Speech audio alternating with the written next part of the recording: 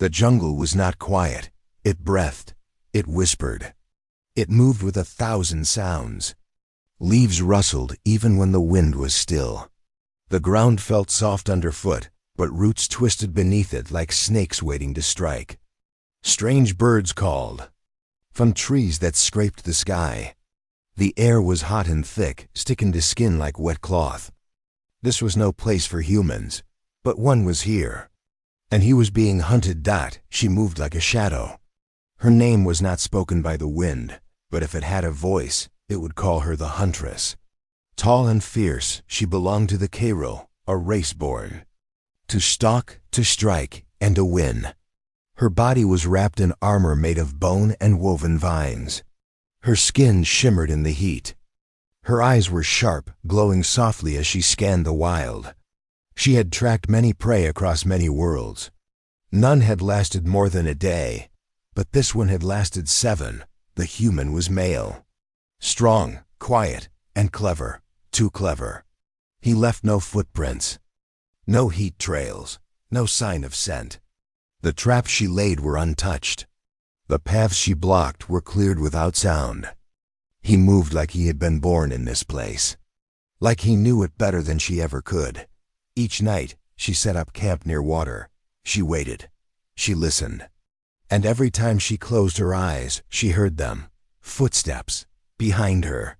Soft, slow, and careful. She never caught him looking, but she saw signs. Her blade once moved 3 inches from where she had placed it.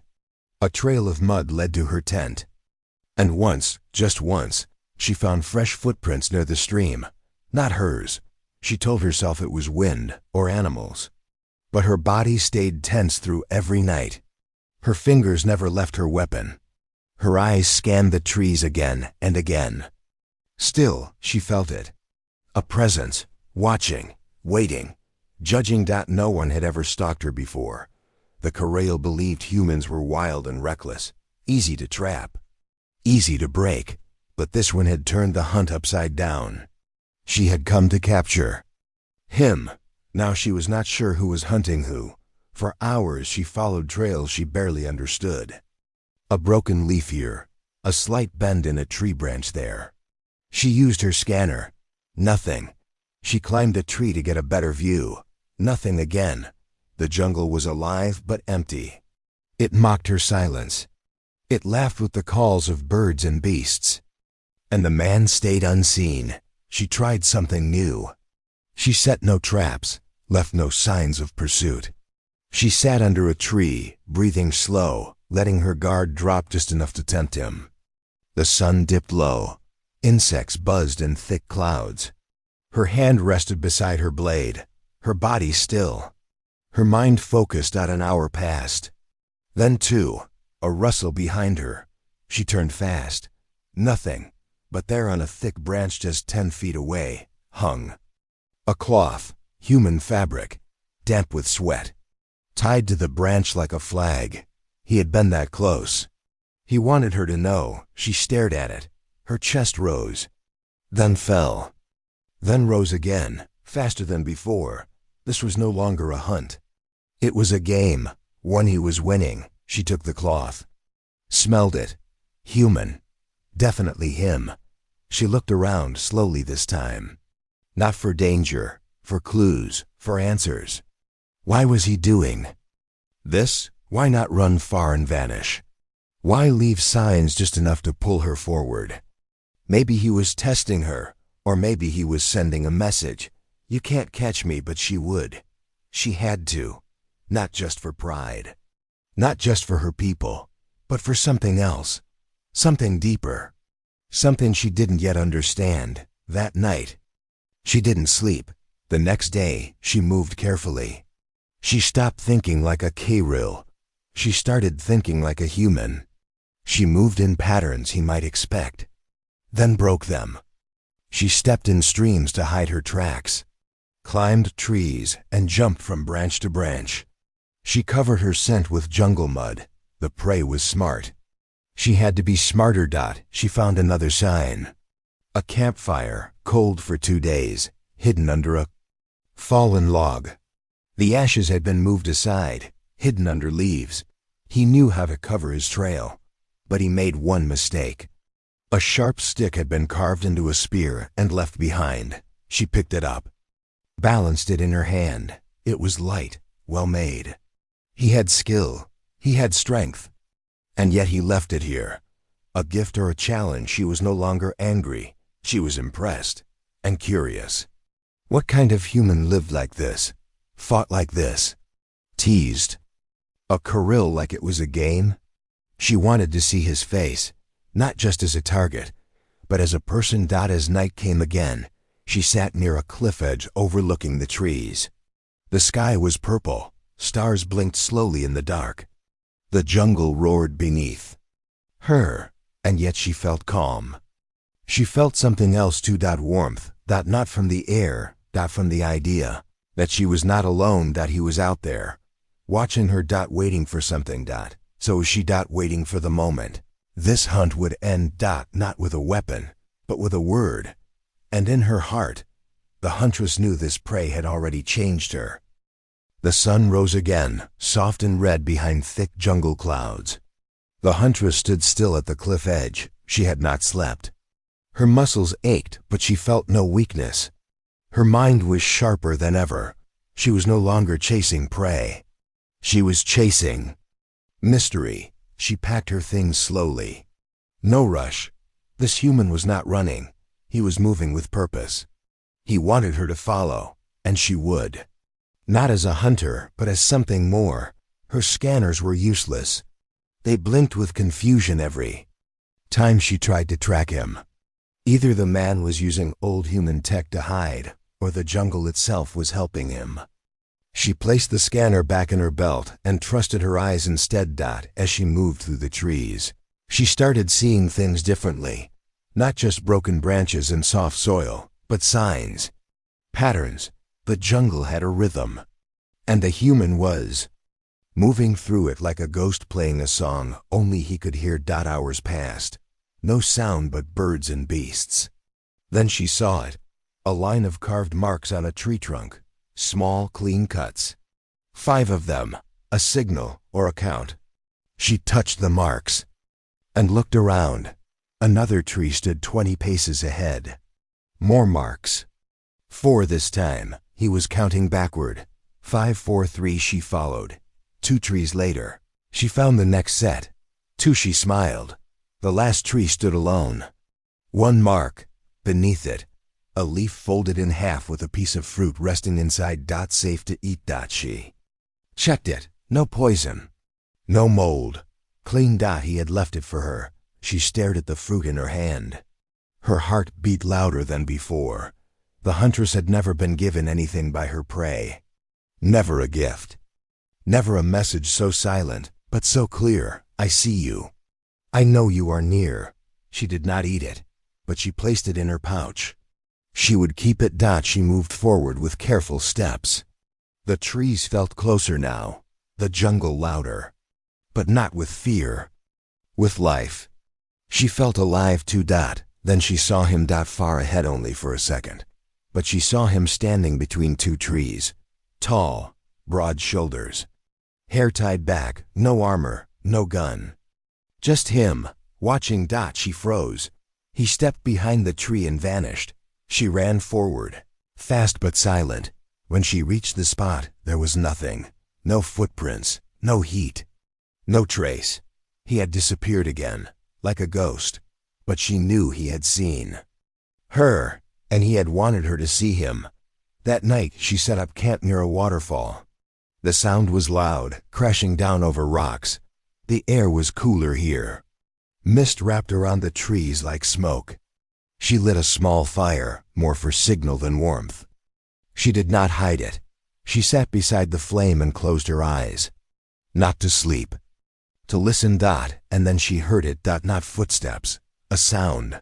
Like breath, soft, steady. Close. She stood and turned. No one there, but a new item lay beside her spear. A pouch made of woven plant fiber. Inside, a folded paper. She opened it. A message written in careful lines. You are better than the others. Stop hunting. Mesh stared at the words. Her hands held the paper like it was made of glass. Her breath caught in her chest. She looked up at the trees. He was near. She knew it. She wanted to call out. But her voice would break the moment, so she stood in silence, holding the message, holding the weight of a new feeling she could not name.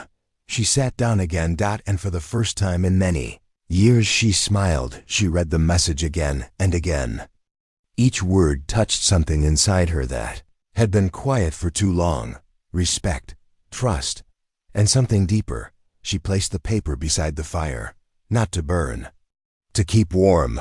The jungle was no longer her enemy. It was her witness. The next morning, she did not hunt. She walked with open steps. No traps, no blade drawn. She followed the river, letting the sounds guide her. The birds no longer flew away when she passed. The animals watched her without fear. The jungle was changing, or maybe it was her. She found another sign, a carving. On a stone, a shape, 2 circles linked together. A human symbol. She touched it, smiled again. Later, she climbed a hill for a better view. From the top, she saw smoke far in the distance. Not from fire. From cooking, controlled, safe. He was there. She knew it. She sat under a wide tree and waited, not to ambush him, but to see him again. To understand him, to speak to him, and maybe to thank him. She thought about the other hunts, the cold ones, the fast ones, the ones where she never saw their faces. Just targets, just data. But this was not like that. This human was not a mission anymore. He was a mystery she wanted to solve. A voice she wanted to hear, and a man she wanted to meet. Even if it took another week, even if it took her heart, she would find him, and she would not be the same when she did. The morning was quiet, too quiet. Even the waterfall behind her whispered instead of roared. The huntress crouched low near a tree stump, her senses sharp, her breath slow. Today felt different. The air carried something new. A shift in energy. A pull deep in her chest. She had seen the smoke again. Fainter this time, but still there. Curling up from the trees far ahead like a ribbon in the sky. She followed it without hurry, without fear. Each step was careful, not because of danger, but because she knew the moment she reached him, something would change forever. As she moved, the jungle seemed to part for her.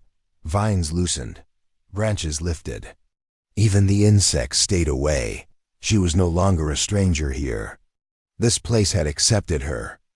Maybe because of him, or maybe because she had changed. She reached a ridge and looked down. There it was, his camp, built into a hollow between 2 large stone walls, covered in leaves and branches. Hidden from above. Clever, simple, human.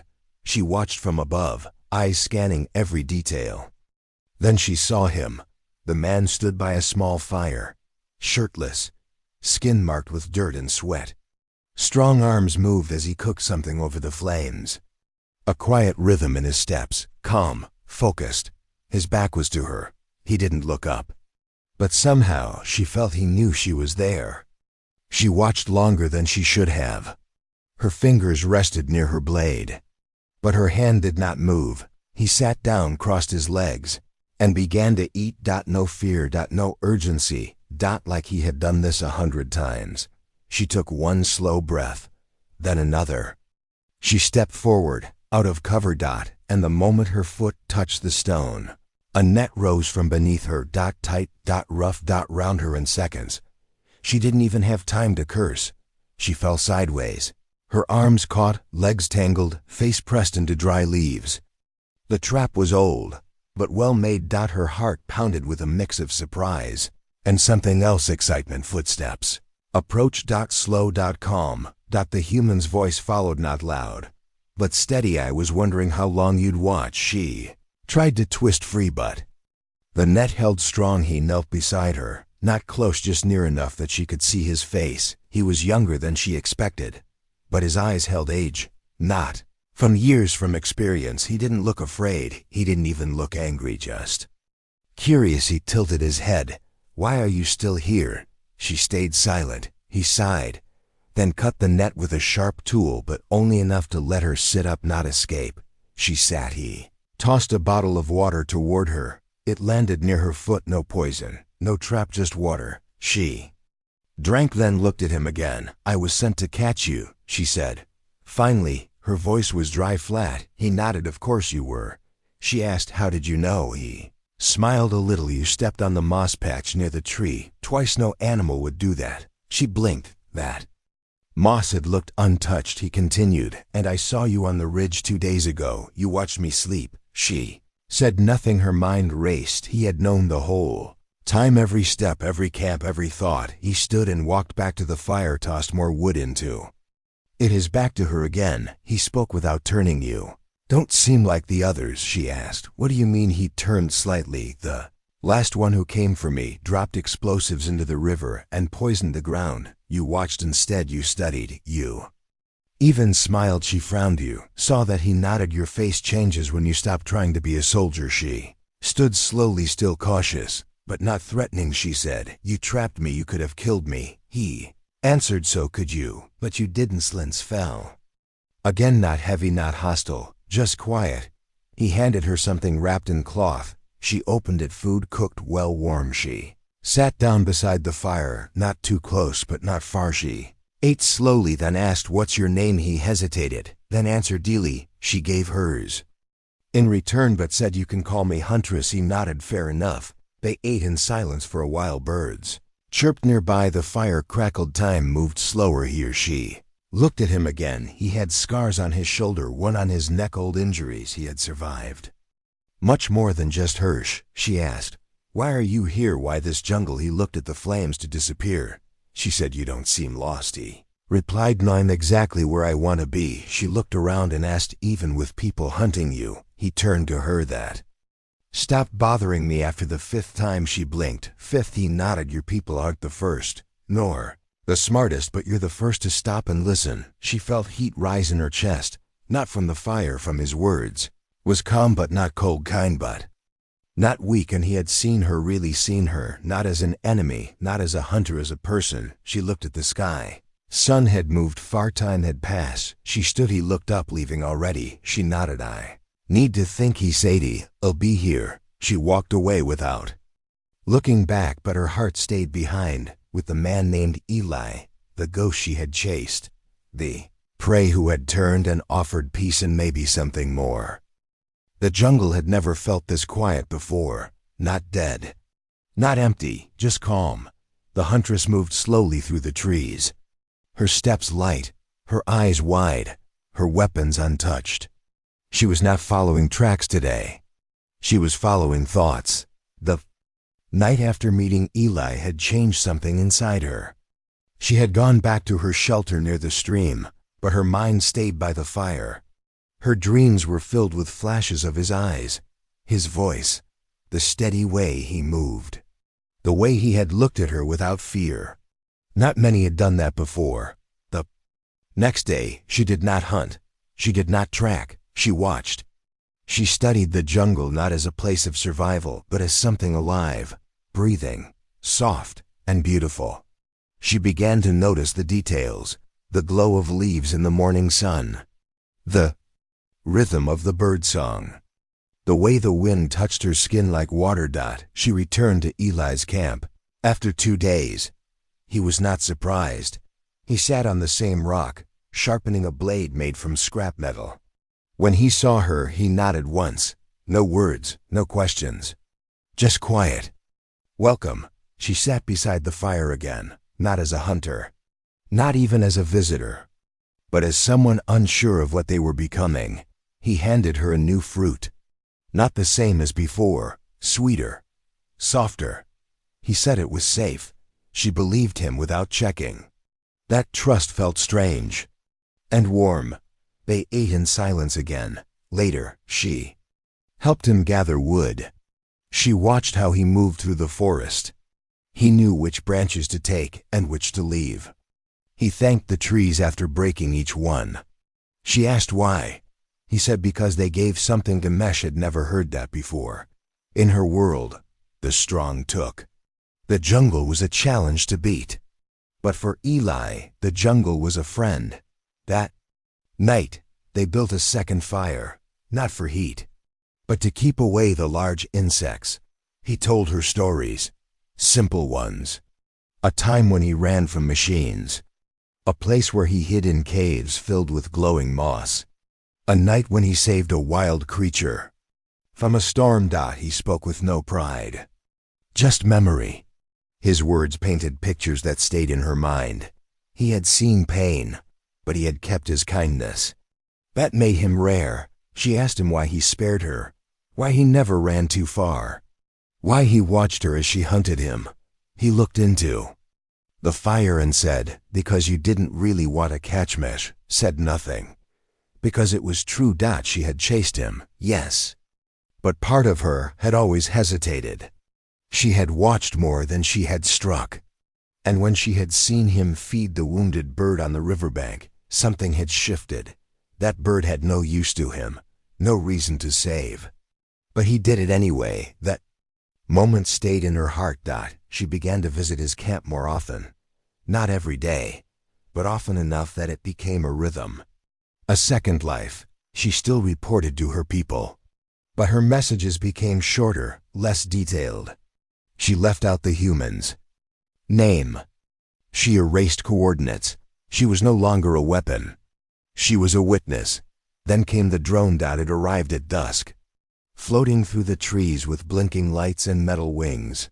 Silent but deadly. Her scanner picked it up seconds before it reached the camp. She jumped to her feet, drew her rifle, aimed, and fired. The drone burst into sparks before it could send data.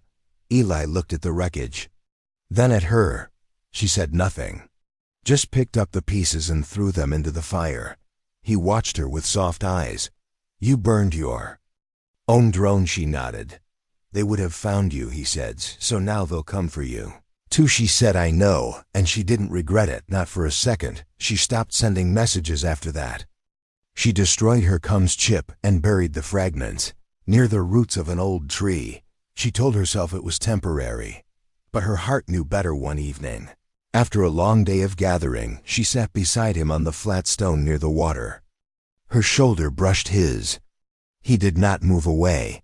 She asked, are you afraid of what happens next? He said, I've lived every day like it's my last since I left Earth. She asked, is that why you stopped running? He answered, no. I stopped running because someone stopped chasing. She looked at him. He looked at her. The wind passed between them like a whisper. They didn't speak for the rest of the night. The next morning, they woke to find animal tracks around their camp. Large ones. Not native to this part of the jungle. Predators. Something new had entered their space. Eli stood with a spear. She stood beside him with her blade. They moved as one, no plan, just instinct together. They followed the tracks and found the creature near the river, a twisted beast with metal limbs and a split jaw, half machine, half animal. Lay weapon from the outer moons, lost maybe, or sent it, charged them without warning. Eli threw his spear. She dodged and sliced with her blade. The fight was fast and brutal. They won, but not without scars. Eli's arm was cut. She helped him clean the wound with jungle herbs. He winced but did not cry out. She worked in silence, focused, careful. Her fingers lingered on his skin a little longer than needed. He noticed but said nothing. When the wound was wrapped, he touched her wrist lightly. Thank you, she nodded. But her eyes said more. That night, they sat by the fire. Again, shoulders touching, hands closer than before. He asked, do you miss your world? She answered, I thought I did, but now I'm not sure. He said, you don't belong there anymore. Do you? She looked at the stars and whispered, maybe I never did. He didn't reply, but his silence said everything.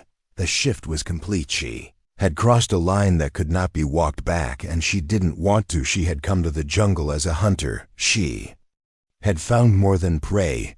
She had found a man, a reason, a truth, and something that felt like the beginning of love. The sky cracked open with a sound louder than war. Thunder rolled across the trees like a wave. Thick rain pounded the jungle. The fire at the camp hissed once, then died. Smoke curled into the wet air and vanished. The Huntress and Eli worked fast, covering supplies with leaves and bark. The storm had come suddenly, the kind that tore branches, swallowed light, and drowned sound. Even the animals had gone silent. The river nearby rose higher with every minute. Water rushed over its edges, creeping toward their camp. The huntress grabbed her gear and motioned to Eli. They had to move. Now he nodded. No words, only movement. They climbed the slope behind the stone wall. Mud made every step harder. Rain slapped their skin. Trees swayed. One fell close behind them, its roots screaming as they ripped from the ground. They reached a cave not far from the ridge. Eli had seen it before, but never used it. Now it was their only shelter. Inside, it was cold and dry. The floor was smooth stone. A long crack ran along the back wall, like the mouth of an old scar. The huntress set down her gear and checked the entrance. Safe, for now. Eli sat near the wall, his breath heavy, his hands muddy, his hair stuck to his face. She sat across from him, watching the rain spill across the opening like silver threads. He spoke first. "You've been quiet," she answered. "So have you," he said. "I thought storms like this wouldn't shake someone like you," she replied. "It's not the storm that shakes me." He looked at her then. "Really?" "Look." She met his eyes. Neither of them looked away. He stood and walked to a dry corner, pulled out a small device. It clicked. A weak light appeared. Blue, soft, enough to see. He sat down again, this time closer. The silence between them felt heavy, not with tension, with weight, with something waiting to be said. She looked down at her hands, then back at him. "I came here to capture you." He nodded. "I know." She kept going. "They told me you were dangerous, that you escaped from 3 facilities, that you killed soldiers." He looked away. "I defended myself," she said. "I believe you." Her voice was low, clear. "They also told me to bring you back alive if possible, or not at all." He breathed slowly. "So what stopped you?" She touched the scar on her arm. "One from the machine animal they had fought together. You did. The way you looked at me, the way you didn't run, way you helped that creature by the river." He was quiet, waiting. She said, "You made me see something I never saw before." He asked what. She looked into the blue light. "That not every mission needs an ending, that some are just beginnings." He moved closer now, only a hand's width apart, his voice softer than the rain outside. "And what do you want now?" She didn't answer right away. She felt the storm inside her louder than the one outside. "I want to know you. I want to stay. I don't care what they think anymore." Said, "Even if it means losing your name, your place, your people." She nodded, yes. Reached out and touched her hand. It was not rough, it was not urgent, it was real. She didn't pull away there. Fingers stayed linked in the quiet. The rain softened after a while, but the warmth between them grew. He said, "I never thought I'd trust someone again, not after what I saw, what they did to Mesh." Said, "Tell me." He looked at the cave wall. "Years ago, they took me from Earth to study how long a human could survive in alien environments. They called it science, but it felt like prison. I ran again and again. They tracked me, hunted me, used drones, used soldiers, used people like you." She asked, "Why did you stay here? Why not leave the planet?" He said, "Because I didn't want to run forever, because I hoped someone would come who saw more than just orders, someone who might see." Mesh whispered, "I see you." Looked at her again. She leaned closer. They stayed like that for a long time, hands touching, words fading, only breath and light between them. The storm passed. The cave stayed dry, but something new had been born there. Not just trust, not just peace, but connection. A bond that no command could break, no past could erase, no storm could drown. She leaned her head against his shoulder. He let her, and for the first time in both their lives, they felt safe. Not because the world was safe, but because they were no longer alone in it. When dawn came, they stepped out of the cave together. The jungle sparkled with fresh light, leaves dripping, soil rich and soft. They walked side by side through the trees, back toward the camp, back toward whatever came next. They did not speak much. They didn't have to. Everything had already been said, and more would come, but for now they had this, and this was enough. The jungle no longer felt like a maze. It felt like home. Every branch, every root, every ripple in the stream now held memory. Shared steps, shared silence, shared warmth. For a week, the Huntress and Eli lived without fear. They built a second shelter, cooked meals together, marked trees with signs only they understood. No longer hunter and hunted. Just two people learning what peace could feel like. But peace never stays long. The signal came at sunrise. A soft beep from the cum chip she thought she had destroyed. A faint glow under the earth. A pulse from a hidden tracker her people had placed in her armor long ago. She dug it out with shaking hands. Her heart beat loud in her chest. They were coming. She walked to the edge of the cliff, the same place where she had first seen Eli's camp. She looked to the sky. A dark shape moved across the clouds, silent, fast. A dropship. She returned to Eli slowly. He was boiling water near the fire. He looked up, saw her face. And knew. Found you, she nodded. They found you. She didn't speak for a moment. Then he asked, how long? She said, hours, maybe less. He stood, picked up the spear they had carved together. His face calm, but his eyes held a storm. We run, she said. They'll follow, he said then. We hide. She looked at him and asked, do you trust me? He nodded. Once, always. She led him deep into the jungle, past rivers, under roots, through narrow caves known only to Kirill scouts, places she had memorized during training, places no human should ever know. They reached a shadowed ravine where old ruins stood. Vines covered the stone. Symbols marked the walls, forgotten by most, sacred to her people. They rested under the shelter of the old stones. Eli said, what? Will you tell them? She said, that you're gone. He said, and if they don't believe you? She looked down. Then I will be gone too. Later that day, she left him there, gave him rations, a knife, a flare in case of danger. Promised to return in 2 days. Promised more than that with her eyes. Then she walked away, toward the clearing, toward the ship. Her people were waiting. A squad of 6. Armor like hers, faces hard, blades sharp. At the center stood Commander Eric, old, cold, legend among the Kirill. He saw her and did not smile. Report. She stepped forward. The human is the Derek raised one brow. Body lost in the river. He looked at her long and deep. You had more time than needed. She stayed silent. Eric stepped closer. You deleted your logs. You ignored 3 summons. You fired on our drone. Why? She met his eyes. My signal was weak. He didn't blink. We scanned the area too.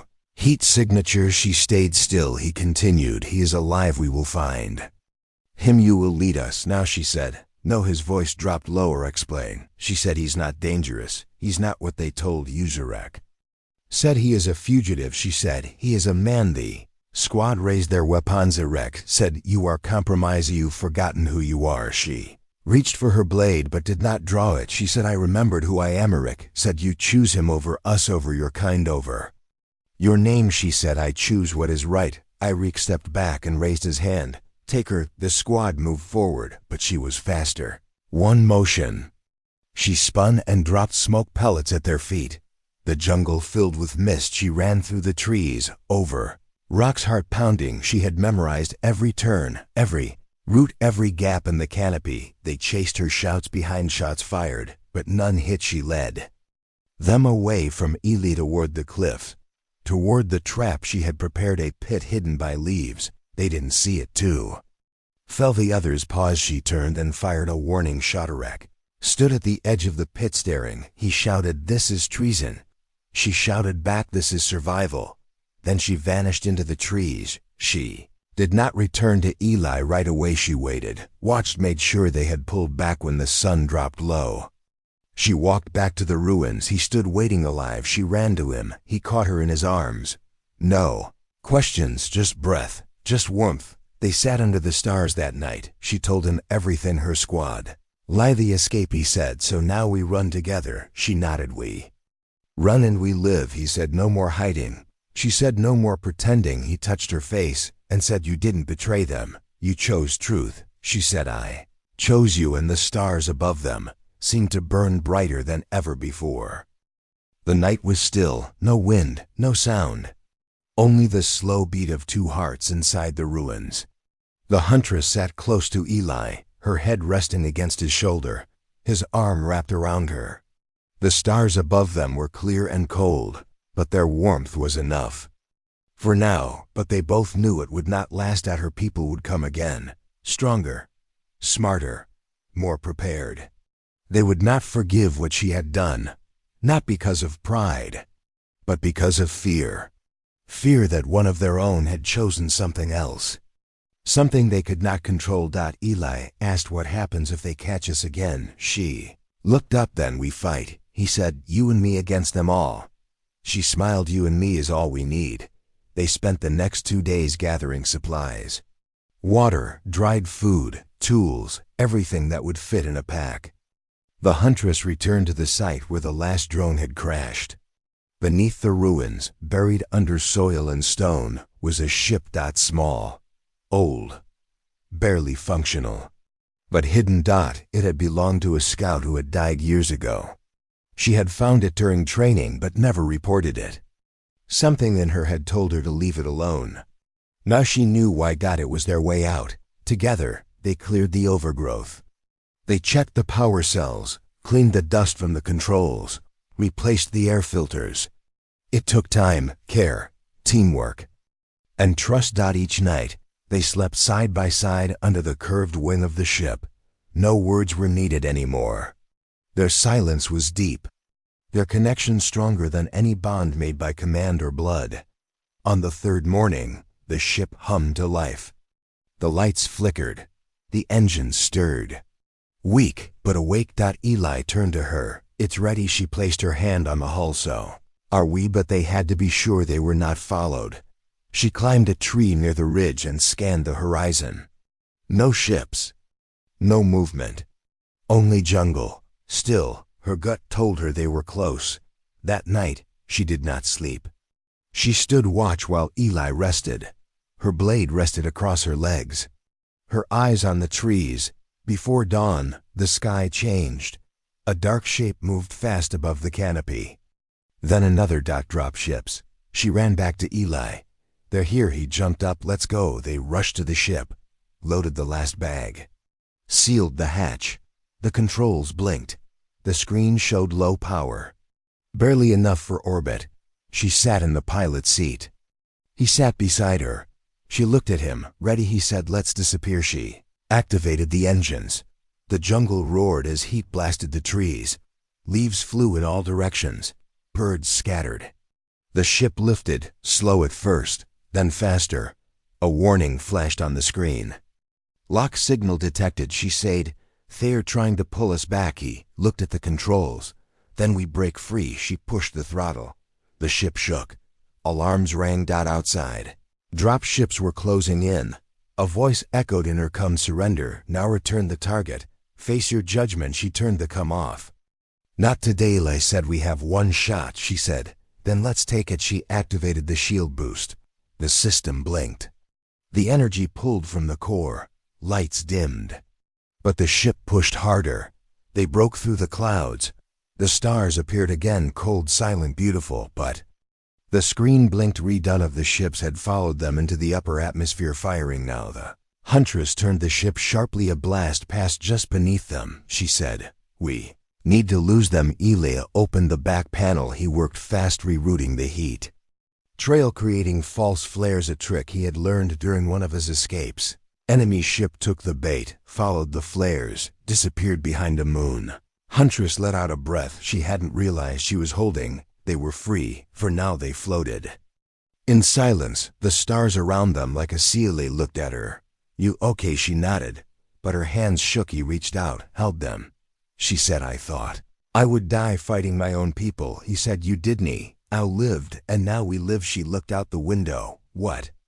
Now, he said, now we choose our future. They searched the system map. There was a planet nearby, uninhabited, breathable air, green valleys. Quiet, they set course as the ship glided forward. The Huntress closed her eyes. Images flashed through her mind. The jungle, the first time she saw him, the traps, the message, the fire, the cave, the moment she knew she would never go back. She opened her eyes and whispered, "I never wanted to catch you. He said I would have walked to you." They touched hands again, no need for more words. Their journey had begun in the hunt, but it ended in something else, something far stronger and far more dangerous to those who did not understand. They were no longer soldier and fugitive, were no longer Kirill and human. They were just two souls tired of war, tired of hiding, and brave enough to choose love as the stars turned slow around them, and the ship hummed into the dark. They smiled not because the danger was gone, but because they had each other, and that was enough.